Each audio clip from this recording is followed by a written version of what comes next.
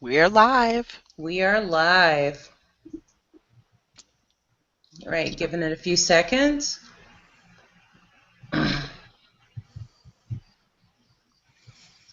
I'm wondering if people are going to show up on time. I know, right? It's hard when you have Honey, stuff we this late at night. we call Black Witch Chronicles for a reason, honey. That Right. means we don't show up on time, and sometimes they don't show up. Hey, the freaks come out at night. The But freaks come out at night. let me tell you something. In traditional African culture, the event does not actually start until everybody arrives. That's what they consider to be the start of the event. So that's where you actually get CP time from. That Really? yeah, it's impolite to consider the event started until everybody is there, no matter what time you I did show up. not know that that was like In a actually a lot of thing. I thought it cultures, was just yeah. a thing. You know So what my I mean? African studies professor told me about that in college, and she was just like, that's just the way things are because with time being man-made constraints Yeah. and also part of Western ideology, clocks, time, work weeks, things like that. All Um, right. that's something that sits outside of the culture, especially because if you're dealing with an African culture that is not westernized, people are all there in the village all the time unless you're out hunting, gathering, doing a particular job. So it's kind of, nobody's clocking in and out of a workplace. Okay, guys. So we have 6 people on. Excellent. Yeah, because I can't see anything. All right, well, go ahead and get started. I'm here. We All here. right, then. Good evening and welcome to this edition of the Black Witch Chronicles. We're so happy that you joined us for this evening's topic of discussion, which is harvesting the ripeness of this full moon. I'm Dia Barber, your moderator, and to briefly introduce myself, I am the owner formulator of Lux Good Natural, which is a line of custom handmade artisanal body bath and spa products. To that effect, my areas of interest and study are folk magic, herbal alchemy, aromatherapy, and the incorporation of these into all aspects of our everyday lives, from our spiritual well-being, the foods we eat, healing, and yes, even our skincare. So with that said, I am now honored to be in the midst of my 3 close sister friends who selflessly share their wisdom and humor with me every time we chop it up. First time I'd like to introduce Elizabeth Ruth. Hi, Elizabeth. Hey. Hey, Elizabeth is a practicing root worker and diviner who just relocated to Central Ohio from Chicago, Illinois. Her magical practice is hoodoo conjure. Elizabeth Ruth is a Haitian voodoo sant and owner of Big Liz Conjure. Through her ministry of folk magic, root work, and divination, she provides assistance to clients internationally with spiritual issues, and just a few of her specialties in that arena are tarot, Lenormand, and candle divination services. Next, we have Lorena Elizabeth, Eye of Destiny. How are you, Lorena? I'm great, thank you. Happy to be here. Okay, and Lorena is a professional psychic, tarot reader, and priestess with over 20 years of experience in practical application and magical techniques. Raised in Southern traditions of folk magic and spiritualism, her focus today is on inspiring positive and transformational change through direct yet compassionate spiritual counsel, practical application of metaphysical technology, and abundance manifestation. And last but not least, Lakeisha Jay Harris. How are you? Hey, Dia, how you doing, babe? I'm doing okay, sweetheart. This is the founding member of Black Witch Chronicles. Lakeisha is a health educator at Chicago Women's Health Center, a Reiki master teacher, root worker, diviner, and operator of Sojourner's Room, a mobile healing space for oppressed and healing beings. As a practicing healer, her work has spanned over 2 decades. And I'm going to turn it over to Lakeisha Harris at this point to set it off. And let's go. Hey, y'all. Welcome back to Black Witch Chronicles. We've been gone for a while, and it is an amazing transformation that has happened in the interim. I want to start out by first giving honor to the two women that helped to kick off Black Witch Chronicles with me, and that's Dr. G. Love and Zoe. They are now doing things that and expanding in ways that they want to expand, and we're keeping Black Witch Chronicles moving on with three of my favorite sisters out of the Midwest. And we're going to see where this goes. I'm looking forward to forming retreats, book ventures. We'll talk a little bit about that along the way, and all kinds of other great things that will come out of Black Witch Chronicles as it expands and settles in. So today we're going to be talking about manifesting during this full moon. Elizabeth, Ruth, why don't you start that out? Well, the full moon is always a good time for beginnings. When you're doing and you're working with waxing and waning moons, when you're really trying to do something positive and do positive work, it is really nice. It's supercharged. The full moon is very important to magical work. It is also especially important to women. Prior to the advent of chemical birth control, women that were around each other got what they called their moon cycle at the same time, which also meant that they peaked their fertilization periods, and they were often in sync with each other. So for me, the full moon period of time is for me to become one with the women that I surround myself with, where we are most fertile and where we can manifest change. The moon has also been scientifically proven to have effects on behavior. There has been numerous psychological studies. And one of the things that I would like to do as a practitioner is kind of turn around the concept of the full moon being something that is leading to erratic behavior. Often women are oppressed because we're being told that our cycles cause erratic behavior. And also we formerly were treated for mental illness for things that actually came very natural to us. So it's all about re-embracing the moon. Also, biblically, people don't understand that there was no such thing really as like a weekly Sabbath. The new moon was the Sabbath. So you also have to look at this as a time of spiritual reconciliation, study, and fellowship. So that is really one of the reasons why it's so important for us to gather during the full moon cycle. Ashe. And what say you over there, Miss Lorena? Well, personally, having the full moon is my favorite moon cycle, and for me, it's a good time to really sit back and get in touch with the divine feminine. As we all know, as Tracy just stated as well, that the moon is associated with the feminine mysteries. So it's a good time for us to recharge. It's a good time for us to build upon the things that we've been planning and really give them a boost. We can charge ourselves, we can charge our herbs, we can charge our crystals, we can even draw down the moon into waters so that when we're feeling a little lost or we're feeling a little bit disconnected, we can then use that water to reconnect with that sense of the divine feminine. So, I mean, there's any host of things that you can do during this time to really recharge and even extend that warmth and compassion to your loved ones. It's a good time for prayers to manifest. It's basically a time when the moon is so big, it holds all of our dreams, and it's ready to release them. So we witches, we like to harness that power within ourselves and our own lives, but also to share that love and compassion with others to help them manifest the things that they need in their lives as well. Okay, yes. Yeah, and talking about that fertile time as an urban farmer and root worker, I would be remiss to say that we're not watching what we have planted all this time, spring, early summer, come to ripen. Like everything is in bloom. I'm looking at my watermelons in the backyard, and there's so many on the vine. The vines are extending. The pears in the tree are ripening. I have a crabapple tree in the front, a pear apple tree, I'm sorry, in the front, and the apples are really getting big and juicy around this time.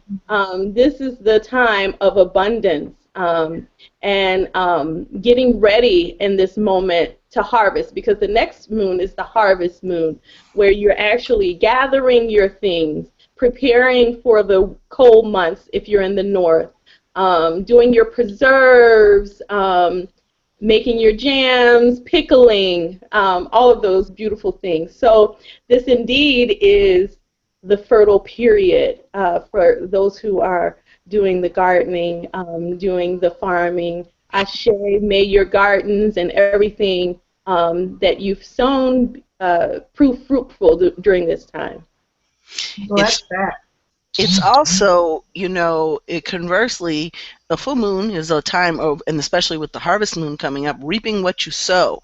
Mm. So if you have not come up with a harvest, if you have not sown a seed, you may start to, just like anybody back in agricultural days, if you didn't take time to plant your garden, to fertilize your garden, to tend to your garden, and it has been abandoned, then you are going to reap what you sow. So I think that one of the things that we want to do is we want to empower everyone to sow seeds, to reap seeds, to plan for that harvest, to plan and put away for that rainy day. And I think that often, sometimes we think about manifesting abundance, and in our society of instant gratification, we often just kind of spend the harvest Mhm. without reserving it. And that has to do with our personal energies, our commitments, our spiritual walk. You've really got to put something in order to get a harvest. And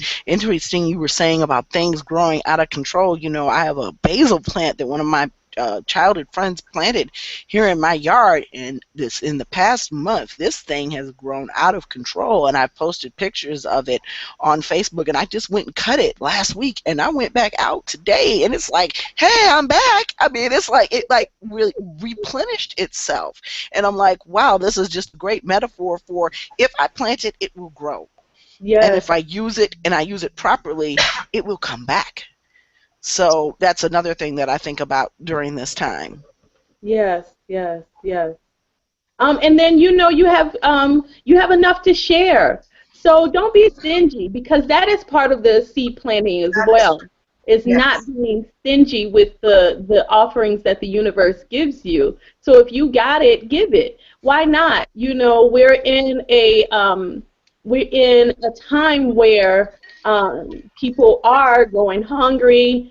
People are, Right. and not just hungry, like physically hungry, but going hungry from a lack of love, a lack of caretaking, a lack of gentle physical contact, just all of these different things. We're starving for attention, even. And so if you have it to give, give it. And I want to also include, if you have it to give, first give to yourself.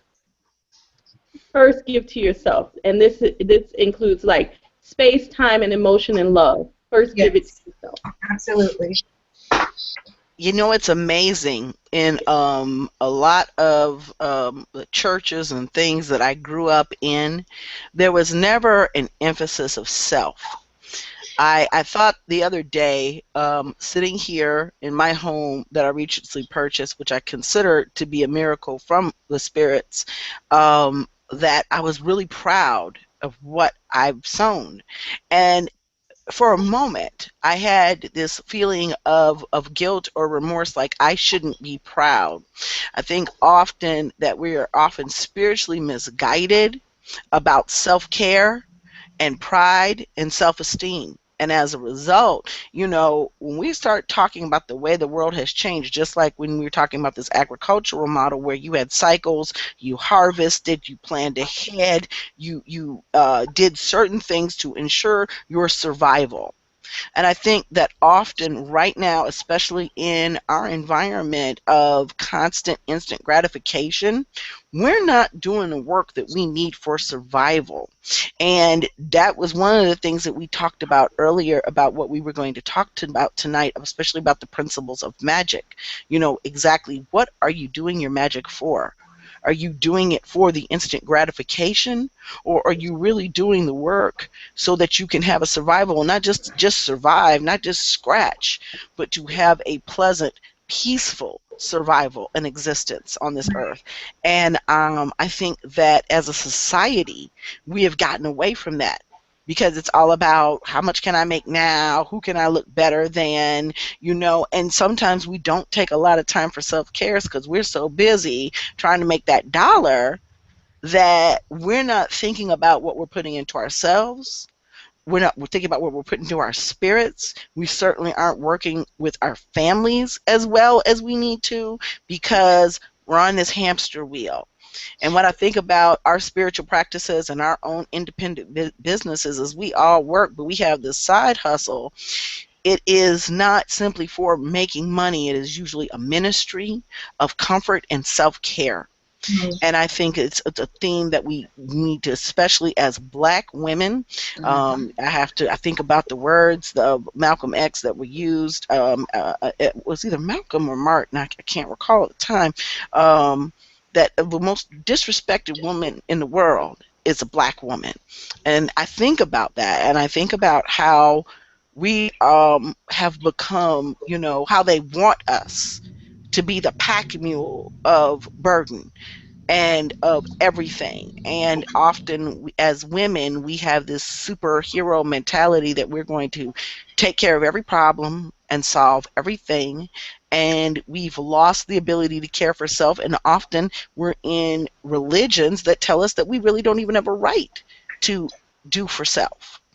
Well, that's where our voices come in. When you agree, Lorena, like our not just our physical voices, but our spiritual voice, the ability to hear those voices. Yes. And I mean, for me, that goes back to sowing seeds, because we don't only sow seeds for our material safekeeping, we also have to sow seeds of compassion and seeds of forgiveness and seeds of personal satisfaction and spirituality. Everything comes back to the one, and sometimes people forget that if I'm not sowing the seeds of compassion and friendship and kindness and authenticity, then I'm not going to receive that in return. So it's important for people to remember that emotionally, intellectually, as well as physically, it's all one. So we can't focus on one area and ignore another area and then wonder why we're not getting those returns in the end. So, I mean, and the full moon is a perfect time to reflect on these issues and to write things down and decide, like, what can I change to receive more of what I'm missing? And 9 times out of 10, the way to receive more of what we're missing from our lives is to give more of that. If you walk around with a scowl on your face, giving everybody a dirty look everywhere you go, that's what you're going to get in return. And you can't just be mad about it. You have to change something. You have to sow a new seed. That's the truth, though, because you got a lot of people, and often when I deal with clients, number one, they've been from reader to psychic, and trying to find somebody who's going to tell them what they want to hear. And 9 times out of 10, I'll have someone come to me and ask me, well, I feel like I've been cursed because I can't get up from under whatever, and I want to know how to reverse this curse that such and such put on me. But upon further divination and examination, you'll find that they're their own worst enemy. And that they are the person who has basically blocked a particular blessing or gift. And unfortunately, I think sometimes we all have done that at points in our lives, and we just don't realize what we're doing to ourselves by offering up excuses, blaming things on other people, or conversely, not putting the blame at the feet of the person where it belongs. There's a lot of us who take a lot of things on that are not our fault. People, I had to speak to someone who recently had talked about, sexual assault. And one of the things that's big getting people who are victims of sexual assault to know is that it's not their fault, Right. you know? And Right. even if you never say a word about what was done to you, it is still not your fault if that person does it to someone else. Mhm. It's not your fault. Right. And so, it's really weird because it seems like this area, we want to take responsibility for the wrong things, especially the things we can't change. And we're always willing to push in the corner the things that we possibly could, the things that could give us that emotional freedom and that release and that self-forgiveness. And those are the things that usually keep people from evolving into being their better selves. Yeah. So the time is right then to, do some introspection, it sounds like, with the ripeness of this moon, Yes. with any good manifestation, with any good spell work, there is first introspection. Mm-hmm. Thinking about and being clear with your spirit guides what it is you want, feeling, touching, tasting it, then going into the ritual work of it. So then it's a sitting down with you and yourself and your spirit guides, and actually coming from a place of what is it that I really want. If that's justice, what does it look like? We had justice ceremony here for the new moon, and I had everybody. What does justice look like? What does justice feel like, smell like, taste like? So many of us have been oppressed for so very long that we don't even know, like we're calling for justice, but we don't know what that entails. We don't know what that looks like for Mhm. us. So, It's hard yeah, it's very hard. It's very because hard.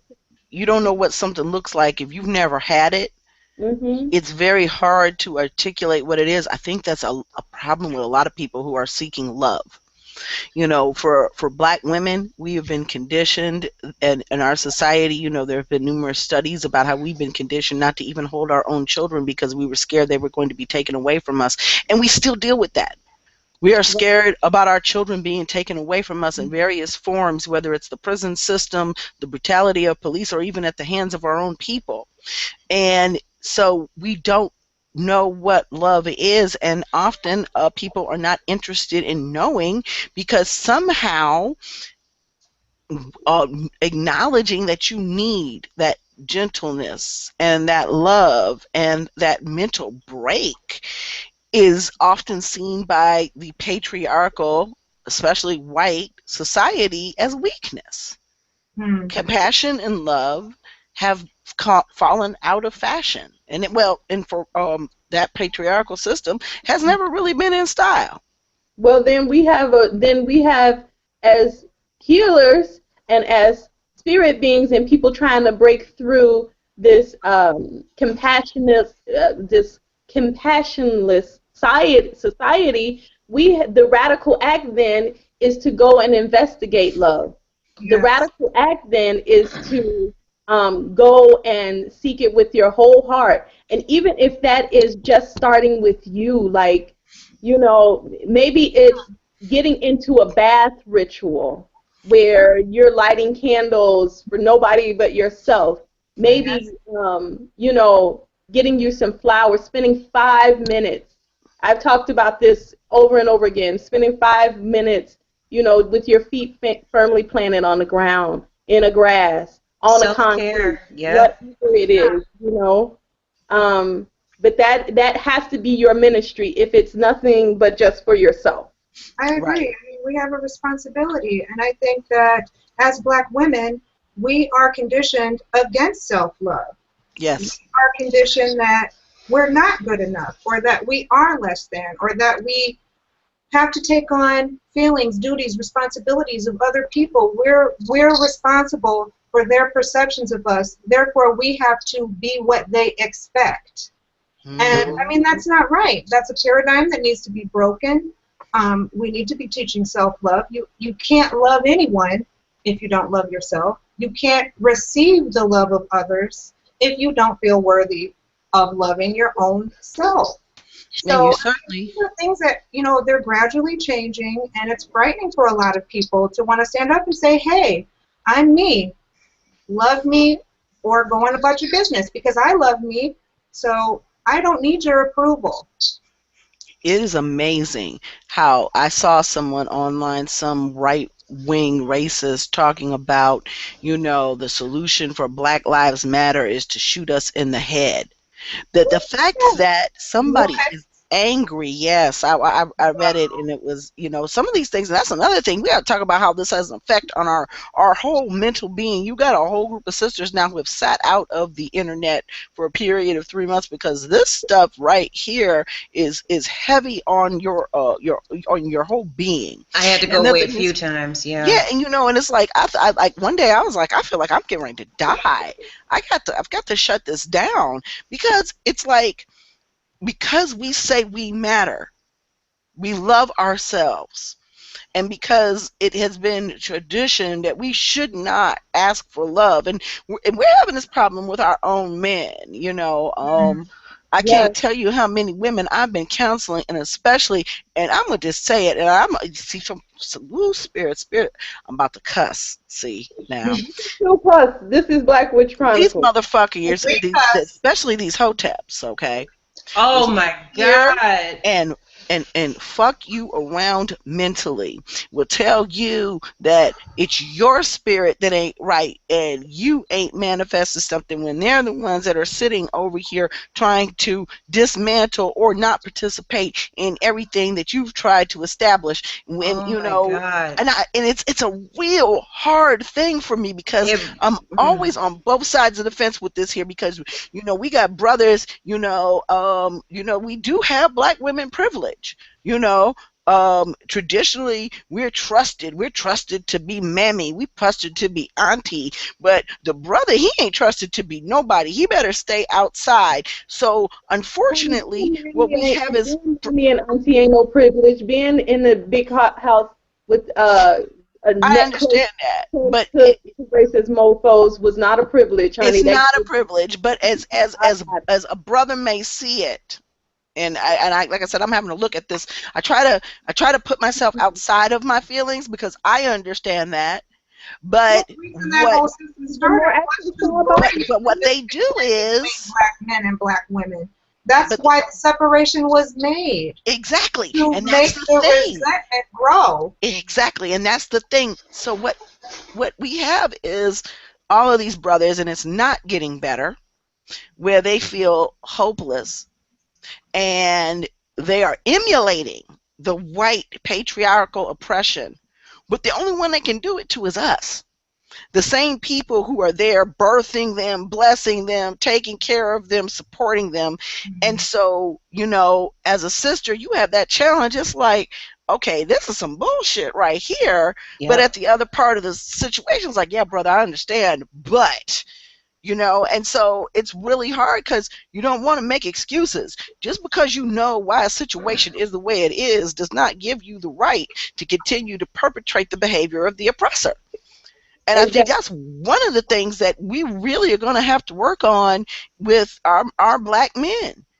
because you can't be woke and oppress your sister. You can't be woke with 3 or 4 baby mamas and all your kids born in the same year. And you can't be woke and not take your portion of the responsibility for the breakdown of the Black female male relationship dynamic and the Or the breakdown of the family Black for that family. matter. I would, like I just said, the family.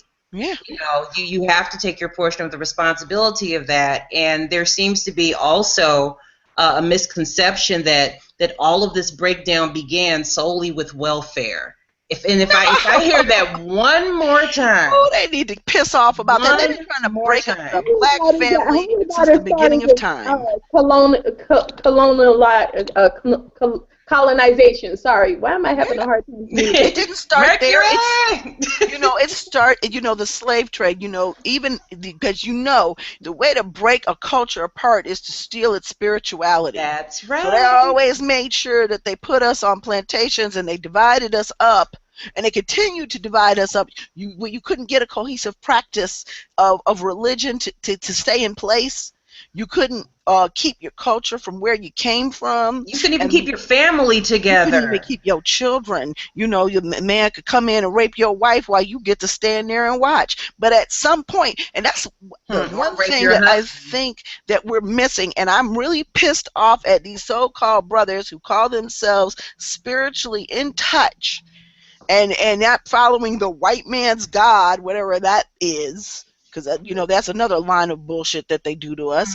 But the bottom line is, it's white people are not going to change this. That's what black people, we really need to understand. The only way that we are going to see a change in our circumstance is if we lead that call, if we lead that revolution. There's a book called Why We Can't Wait, and we can't. And so we can no longer accept the excuses of why and how we got here. Yes, we know it. We acknowledge the history. But the question is, what you gonna do now? And that was a question I asked my daddy. What we gonna do? And you know what he told me? Jesus is coming soon. And that's when the argument started. Girl, bye. Hmm. What are we Listen, gonna do? so Dia, do we have any questions from the audience at this point? I'm looking over, and at the moment we don't, but we do have 21 viewers, so we want to give you the opportunity, at least within the next 15 minutes, to submit any questions that you might have for the sisters. So please feel free to do that, and we'll continue conversation in the meantime until we see one. But please submit questions. Okay, so in this time, I do want to get back to the topic of the ripeness for this full moon and doing manifestation work. Yes. We are talking about how to bring that into you, what you need at this point. And for me, it's getting clear. So the first thing that you need to be doing is getting clear. Is the now with this full moon, what you holding up there? My crystal, my quartz, my Uh, clear quartz. Yes, yes, me too. You 'Cause, gonna woo, infuse that tonight I'm or just tomorrow? I'm at yeah, oh yeah, I set mine out every moon. And there's going to be a new retrograde product that I'm going to work on tonight and sit out as well. But yes, but Keisha, I want to ask you a question because we've talked about this in the past week. Can you talk about what you mean by manifestation? Because I think a lot of people have a misconception of magical practice and practitioners. And what is this manifestation of which you that speak? I keep speaking about. Right. So and this is solely for me. Manifestation comes in a lot of forms. Okay, so and it's not something that is going to happen quick. Elizabeth Ruth has talked about like being in this kind of fast society. Um, Manifesting things take time. It is ritual work. For instance, for me, planting my seeds in the spring and in the early summer, before I'm planting those seeds in the wintertime when it's cold here in Chicago, I'm planning. I am Yes, doing planning the what work. vegetables. I'm looking at the space. I'm sizing up what can be done in the space. Looking at the Looking, almanac, everything. looking Yes, The at yes. almanac. yes, exactly. And then in other societies, right, they went by the moon cycles of what to plant. So you didn't plant certain stuff at the full moon, or you didn't plant, there is even a weeding cycle by the moon. What you want to cut by the moon. So so the Farmers Almanac, there existed at one time many almanacs, okay, including the one that Benjamin Banneker did, okay. The master of time. The master, Ashe, because he just came up. He's like, don't forget my Right, almanac, boo, right. And don't my forget clock. it. Okay. You're not going to talk about no almanac without saying my name, Well, I Ashe. tell you, black sit would be something else because folks will be sitting on the ground without shit. They wouldn't have no shoes because the shoe fastener wouldn't exist. They Wouldn't have wouldn't have any no cotton. pacemakers keeping They their wouldn't hearts even have. electricity, ironing boards, folks be crashing with the light things, and that's the thing. I don't think that, I think that we are not, that's why, especially with our kids, it's very important to share their value and their capabilities and expect excellence, because we have models. But if you let society tell us, ain't none of us ever planted a seed. Our Okay. contributions to society are consistently overlooked, Mm-hmm. not talked about, shoved to the bottom of the pile, and we have made major contributions We've planted Right. to the creation foundations. of the country in which we all live and breathe. But that should tell you to go back to Africa, tell us to go home. I'm like, excuse me, I'm home. I was What Yeah. born here. exactly? Okay. Listen, let me tell you. So manifestation takes time. It takes time to manifest a damn revolution.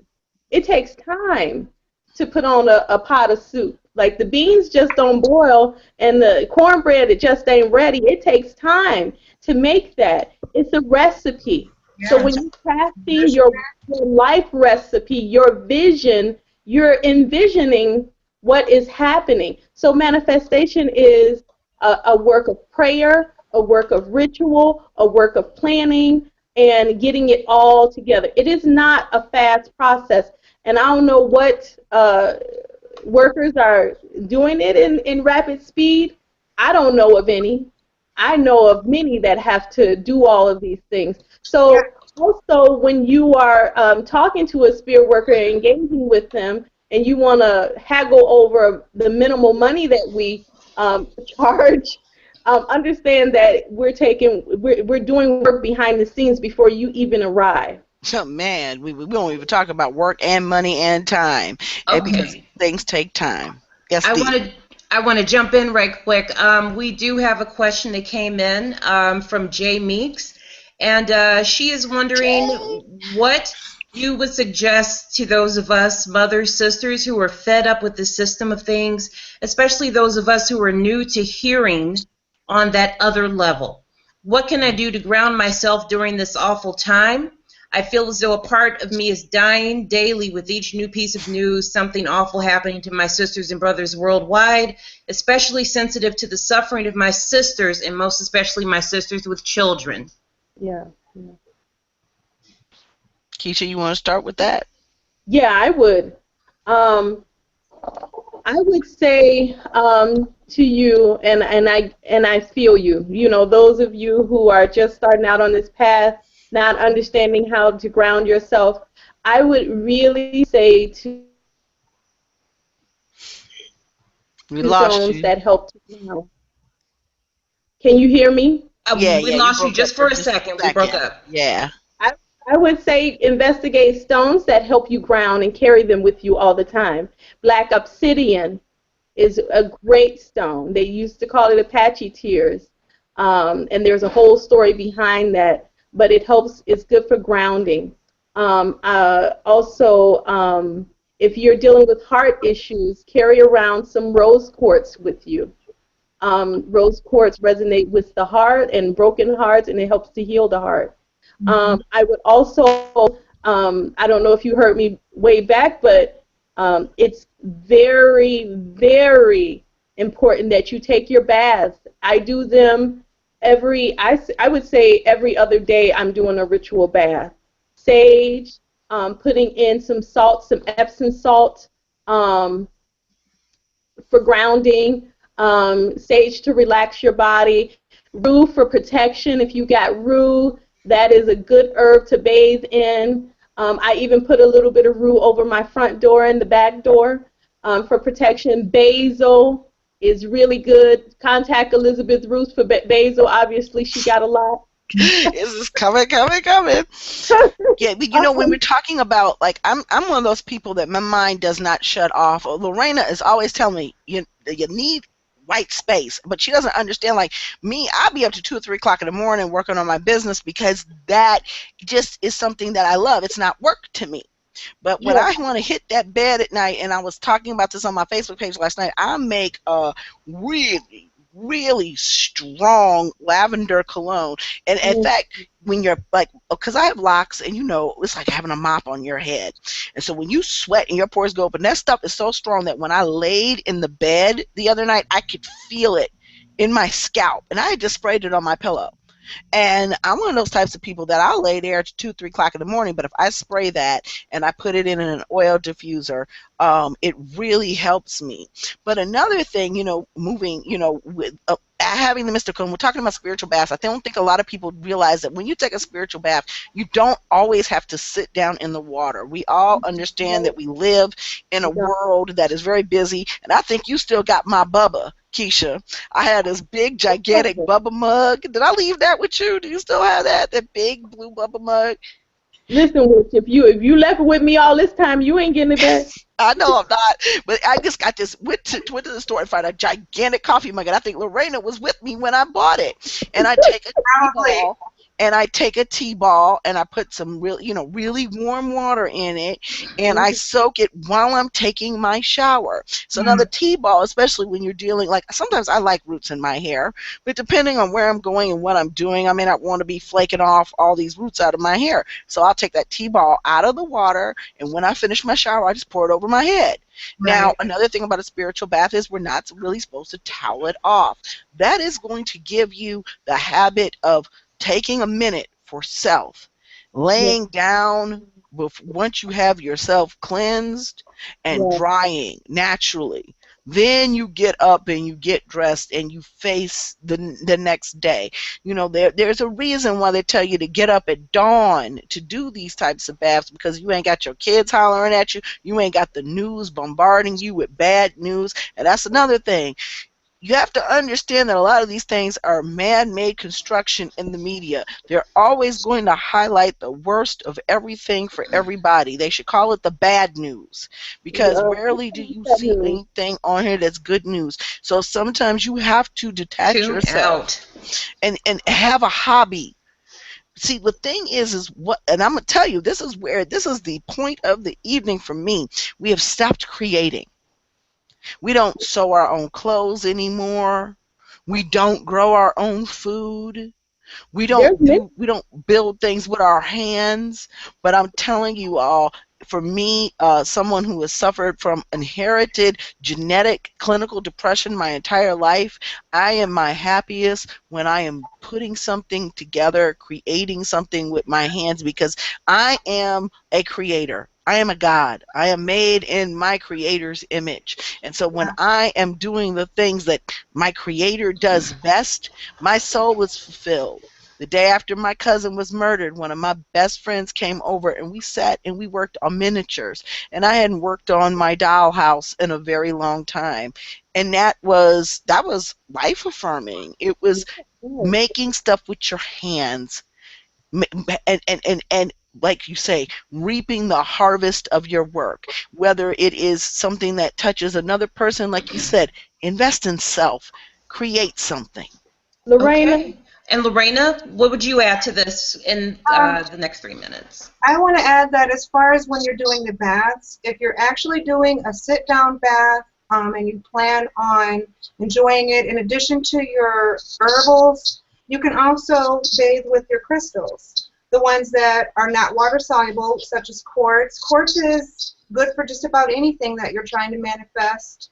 It's going to strengthen it, and it's going that way. The energy, the spirit of the crystals is going to really soak into you and soak into your psyche. So, for instance, if you're doing a bath to draw prosperity or money, you'll want to use a citrine. If you're using a bath for protection or to make yourself more grounded, you'll want to use one of the tourmalines or an agate or an obsidian, such as Keisha suggested. I regularly bathe with my crystals, and I live a very high-stress life, and they save my life in conjunction with your spiritual washes anytime you feel overwhelmed. And also meditating with those crystals, even if you can only manage 1 minute because you're not used to meditating, you need to focus your mind on what it is you want to release or what it is you want to draw in, and you sit quietly and focus on that with your crystals, And that increases the strength of your manifesting power because it helps you to focus. And those crystals, in turn, also help you to focus. And you're charging them with your intention. And they're going to send that vibration out into the world to assist you. Singing bowls too, with the vibration. That vibration is from a singing bowl, and you cannot. As every singing bowl is not for everybody. I've only found one that I can play really well. I found two when I was out there. That was well, wonderful. yeah, those ones. But yeah, the $300 ones that we could play all of those. No, we couldn't play all of them, but that was nice. But those singing bowls, they really that vibration. Okay, so. Oh, I'm sorry, go ahead. I want to just give me 1 minute, dear, before we go to the next topic. I want to also suggest that people, and as a activists that have been in these streets in Chicago, I know the importance of removing yourself from the movement. The movement, there's so much oppression, let me tell you. There's so much oppression that we have to weed through. The movement will still be there when you come back, when you gather yourself. Mm-hmm. It is not okay to stay on the front line until you lose your mind. You don't want to burn out. Self-care, self-care. I can't stay away too long, but there are periods in the day where I have to be like, okay, I got to shut this down. I can't look at another piece of this because I'm going to lose my mind. And that's by design. That's exactly why it's being done. Yeah. Okay. The next question.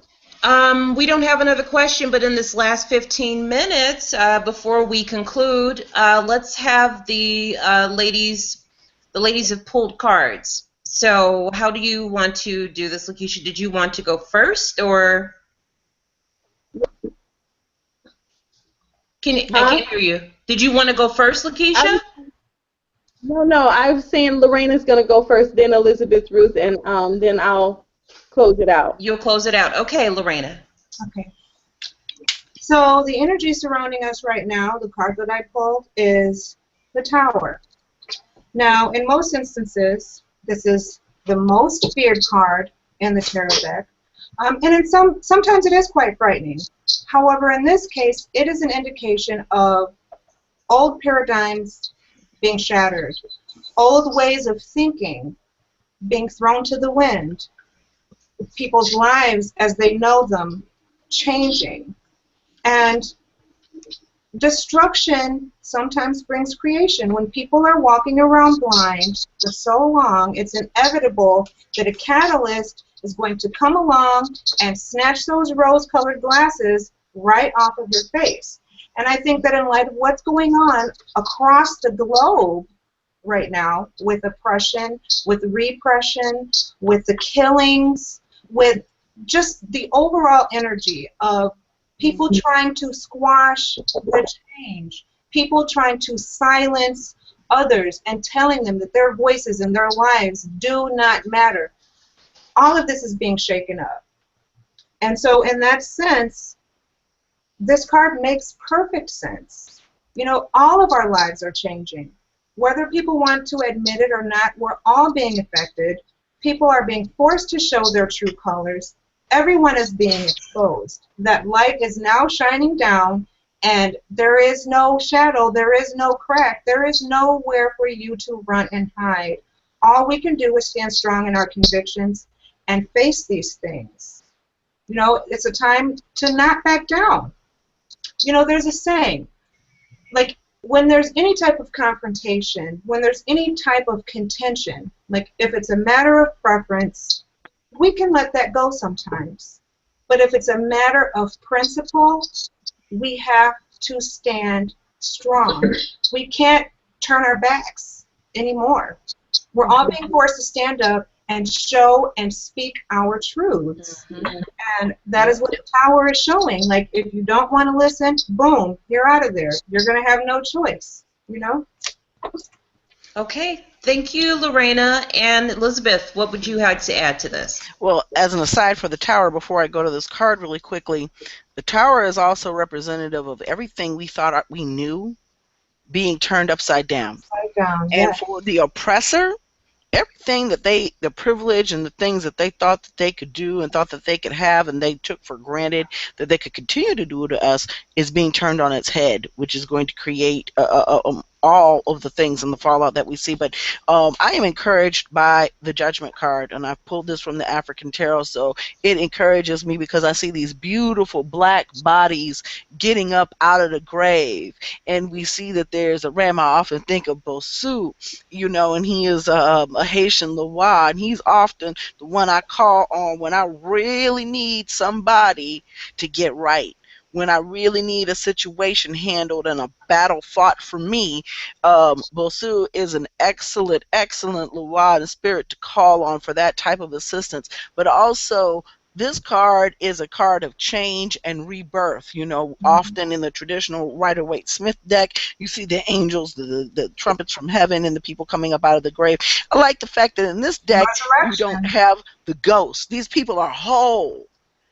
And so understand that judgment means that people, the wrongs will be righted, and that we will have a rebirth. If it's reversed, then you got issues with people being able to embrace that change. But understand and be encouraged that, as they used to say in the church, trouble don't last always. Something's going to have to change. And it's an encouraging card for me because I see us in our natural state, reaching towards the divine, coming out of the physical and spiritual graves that have been dug for us and that we sometimes dig for ourselves. Okay. Thank you so much. And Lakeisha is going to close it out. Yeah, I just want to thank you all for being with us through the expansion here at Black Witch Chronicles. I want to acknowledge the over 6,000, we're almost creeping to 7,000 likes and participants, for you all being engaged and just sending us the good energy that you have. You can join Black Witch Chronicles or members of Black Witch Chronicles. We're going to be at Pagan Fest here in Chicago coming up, Oak Park. And Elizabeth Ruth, You breaking up, Keisha. We're going to be at Pagan Pride in Chicago, Oak Park, as she said, on September 18th. I will also be at Dayton Pagan Pride on October 1st in Dayton, Ohio. We will also, Keisha and I are thrilled and excited to be going out east to be presenters and vendors at the first Daughters of the Moon Black Witch Conference. That's an exciting time. I plan to go out there for a few extra days, hook up with some friends, kick it to some botanicas in New York. What were you saying, Keisha? I was asking also. Yes, we having a system interruption. Hey, Keisha. In Indiana, right? Wait a minute. Okay, Keisha, could try one more time. I was saying where Lorena. I know Lorena was. Yes. I will be joining the ladies at Pagan Pride Day in Chicago on September 18th. And then I will also be doing the Autumn Tribal Stomp Chicago, which is at the Mankind Project in Chicago. It's like a tribal fusion concert with drummers, fire dancers, African dancers, belly dancers, acrobatic yoga, and there's several different healing modalities that are available there too. So that will be Saturday, October the 1st, and at 7 p.m. at the Mankind Project in Chicago. And Keisha, can you guys tell me if they're still doing the full moon fire dances out at the lakefront? Because that's also an amazing thing to see if you're in Chicago. You just made me think about that, Lorena. Absolutely, they're still doing that as well. And those who will be at the National Women's Studies Convention in Montreal, I'll be speaking there with a few of my sisters as well. Montreal, my second favorite city. Yeah. So, come up, speak to a sister, holler.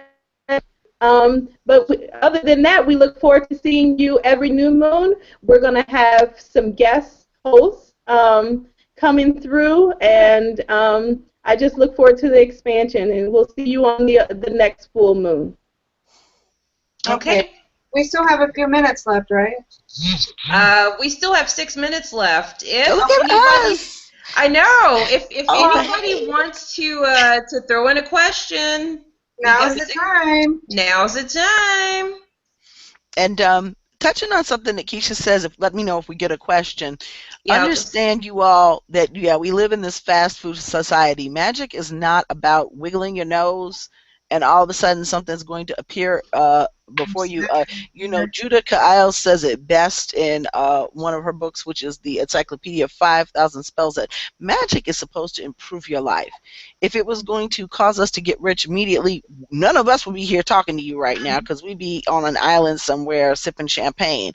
I think people have some unrealistic ideas about what magic is supposed to be, but understand the importance of magic is that's what has kept us alive. That has enabled our survival. And as Black people, we have turned away from it in favor of non-religion, other religions, and demonized the very thing that has saved our lives. And I think it's time for all of us to start embracing that again. Yes. And it does require discipline, and it requires being willing to change habits. Yeah. Yeah. And changing habits will change your mind. Right.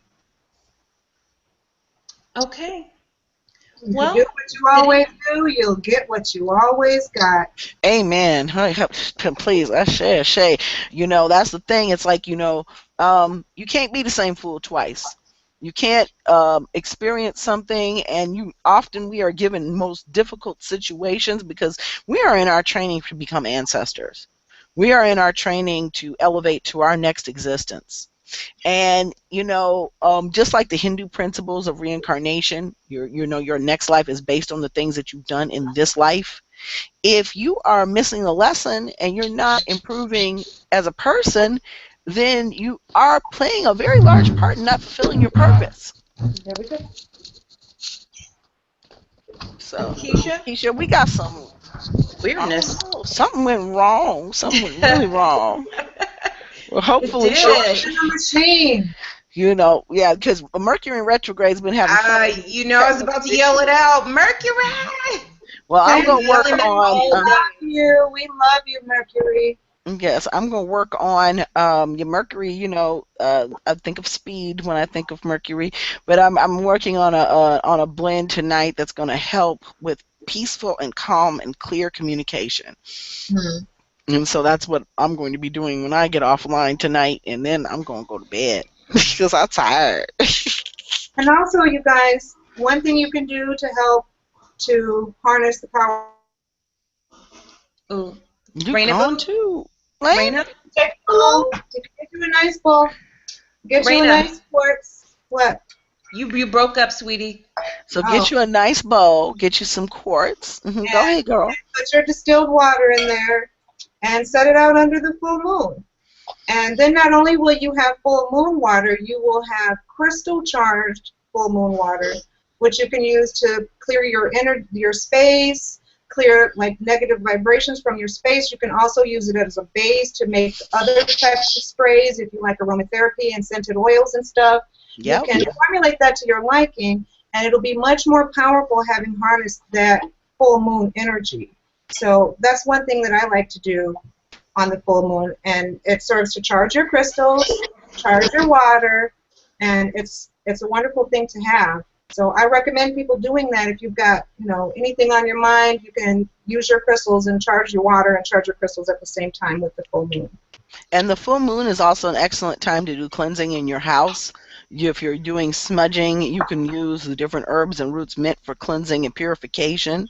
And you can clean your house. I would keep talking to my students about how Florida water has a spiritual application, but as a practical application, lemon, in all these cleaning products, start using the things that are natural magic in the most mundane of tasks. And that's one of the things that I'll be speaking on, just about when you're talking about getting those habits and making magic a part of your life so that you can feel the effects. Personally, I would not practice magic if I did not feel its effects, if I had not gotten results. So, and then there may be some people who practice magic who are not getting results.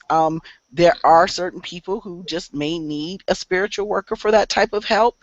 But, there are also people that may just need some guidance. But, you can't tell if you don't try. If you don't start making these things a habit in your life, and I'm just a human like everybody else, and I don't get to do, it's like the cobbler's kids who had no shoes. I'm so busy sometimes making products for other people that it takes an extra effort to take the time for myself to do it for me. So, and sometimes that we knows. forget about us. Oh, all the time. Us, we get so caught up and we forget to. Yeah, we neglect self. Yeah. And the bottom line is you have to do something. It's just like taking the time to eat properly, taking the time to exercise. You got to work on your spiritual self too, because in order to preserve yourself so that you can be around to do those things for everybody. Man, I just saw something float past my window. Okay. That may be the signal, sweetheart, because Yes. that is actually our time. You want to throw anything in there real quick? We lost you, boo. Yes. Guys. My phone died. Sorry, y'all. But I've enjoyed your conversation, ladies. Thank you. Thank you for agreeing to go on this crazy ass trip with me. It's an honor, girl. I'm thrilled, and we're about to do some amazing things, and I hope that we can be role models for sisters everywhere to show how Black girl magic really works. Yes. Okay, I want to thank everybody for joining us this evening. We're going to cut it here, and we will see you next time on the Black Witch Chronicles. Blessed be. Bless. Thank you, everyone. See you next time.